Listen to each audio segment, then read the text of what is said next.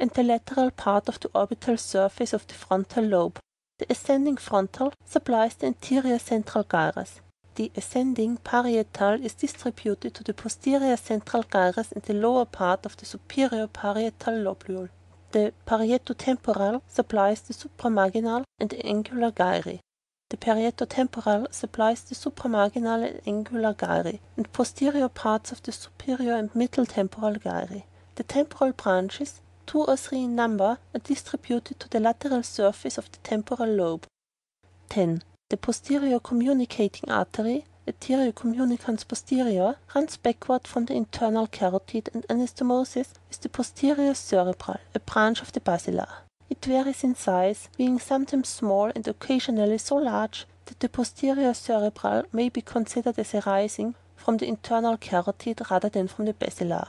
It is frequently larger on one side than on the other. From its posterior half are given off a number of small branches, the posteromedial ganglionic branches, which, with similar vessels from the posterior cerebral, pierce the posterior perforated substance and supply the medial surface of the thalami and the walls of the third ventricle. 11. The anterior choroidal, arteria choroidea, choroid artery, is a small but constant branch, which arises from the internal carotid near the posterior communicating artery.